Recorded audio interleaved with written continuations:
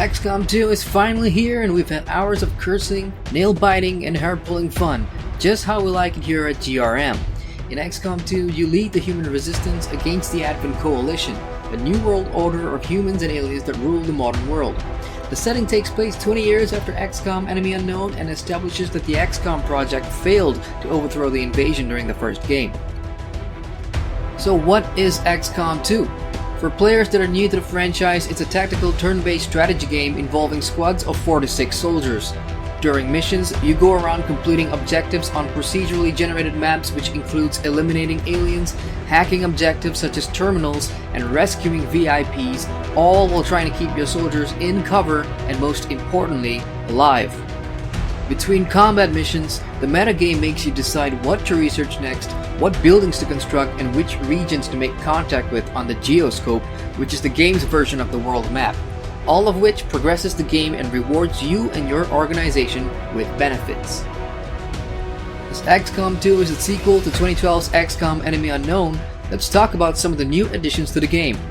Firstly, the inclusion of the character pool does a great job adding to the immersion, as you can now create your family and friends right off the bat and set it so they can appear as recruits, VIPs, and even evil VIPs in the game.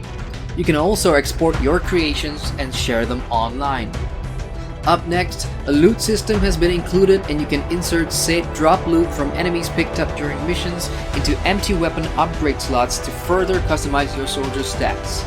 There's also concealment, a new state of stealth your squad enters at the beginning of your turn in most missions. This allows you to explore the fog of war unseen and set up satisfying ambushes, and it's great that the aliens no longer run away for a free turn the moment they spot you, as seen in the previous game. The Avatar project is the main doom ticker in the game, replacing the previous mechanic where you had to keep all nations happy and invested in the XCOM project by purchasing satellites and completing missions in those nations, or risk having them pull out your funding and support.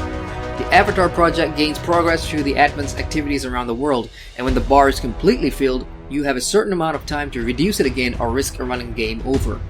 This creates a risk and reward gameplay session as you make decisions that you might regret later on. To reduce the Doom Ticker, players will need to counter the Advent by completing story objectives or taking out Advent facilities that pop up around the world map. Finally, Steam Workshop integration, woohoo, is included this time around, and it is a joy.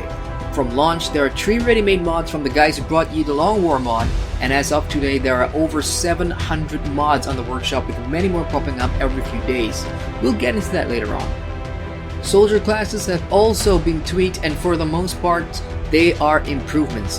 There is a new Ranger class that is a cross between a melee sword-wielding warrior with a shotgun and a straight-out stealth ninja, and the Specialist, which uses drones to hack or heal. The Psi Operative also makes its return as a trainable class in XCOM 2, complete with badass Psi skills and gear. So without further ado, let's take a look at the pros and cons for XCOM 2 before we share our final verdict on whether you should go out and buy this or if it's worth your ringgit.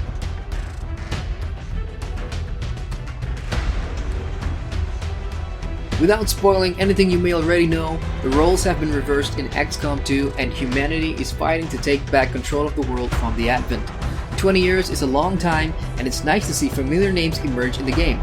Personally, while story beats can be predictable, unlike the first game where everything was a new experience, it's still enjoyable, and the narrative of humans versus UFOs never gets old and still spurs me on to give the bastards a good beating, because I can relate to the scenario. I'm defending my world here. It's humanity's last shot. We also like the fact that a lot more cutscenes are included to help us buy into the characters and the narrative. For gameplay, our expectations were high, and XCOM 2 didn't disappoint. The single-player campaign runs between 20 to 30 hours and can be as challenging and rewarding as you want it to be. Pulling off a well-planned ambush in concealment, or killing an ET by blowing up the ceiling it's standing on, results in a feeling so satisfying it can be hard to describe. It is everything a good tactical strategy game should be, gripping you from start to finish and emphasizing that every decision counts. I felt more emotion playing a single mission in this game compared to an entirety of some other games.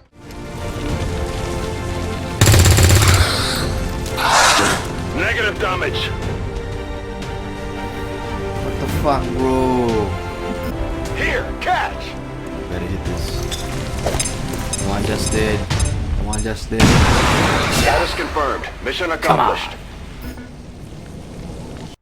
Multiplayer is also included, and that's a bonus if you'd like to test your strategy skills in a head-to-head against a human opponent. The new inclusions ranging from the new classes to the character pool certainly makes the game better, but does nothing groundbreaking that distinguishes itself higher than its prequel. XCOM 2 just feels like a refined version of XCOM Enemy Unknown with better graphics and gameplay additions. However, it does have an ace in the hole. And it's the replayability factor, thanks to its Steam Workshop integration. There are so many excellent mods made by the community that's currently out, some of which tremendously enhances the game should you decide to endure a new playthrough. Some of the best mods include more customization options as well as quality of life changes that even the developers at Firaxis can be proud of. We'll have a separate video that will highlight some of the best XCOM 2 mods currently out there, so don't worry, we'll show you what's worth getting. If you dropped money on the Reinforcement DLC pack, more story missions and conclusions will be coming your way when it hits, further enhancing its already enormous replay value. The GRM team is playing XCOM 2 on medium to high-end machines, and we have all reported back performance and optimization issues. At launch, the recommended settings suggested resulted in stuttering FPS in gameplay and cutscenes. Keep in mind that our hardware should, on paper, crush the recommended settings. Currently, there's no way to keep FPS consistently at 60 or thereabouts without significantly lowering the performance settings. We've also encountered screen tearing and some odd graphical glitches, bugs, and crashes. We shudder to think how XCOM 2 will run on medium to lower end machines, and if you do own a medium to lower end machine, you'll definitely struggle to get this game running effectively, which is a shame coming from Firaxis. While FPS in a strategy game isn't as crucial as compared to a first-person shooter, I still like my games to run smoothly. Currently, XCOM 2 is an exclusive release for PC, Mac, and Linux on Steam, with no plans mentioned about porting to consoles, as XCOM EU has done in the past. Console gamers, we feel you and hope that there will be good news in the months to come. On the bright side, whenever it comes, it should be a better optimized experience on consoles compared to what it is now for the PC. The base game at launch costs 190 ringgit, while the deluxe edition, which includes the Reinforcement pack and a digital copy of the soundtrack, will set you back by 214 ringgit 99 cents. The DLC alone is worth 38 ringgit. This is an expensive game, and while XCOM 2's pros can justify the price, the performance issues is something to consider. XCOM 2 is a worthy sequel to the first game as it incorporates everything that made Enemy Unknown great and more.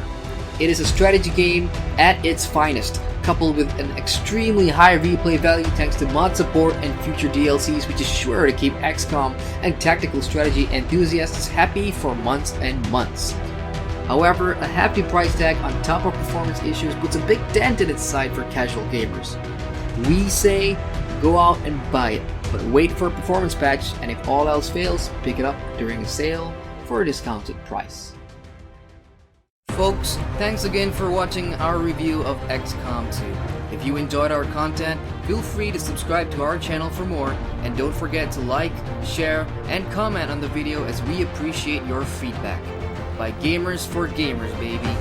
Also, follow us on social media and get updates about our latest game reviews. My name is Adrian from Game Reviews Malaysia, and once again, terima kasih.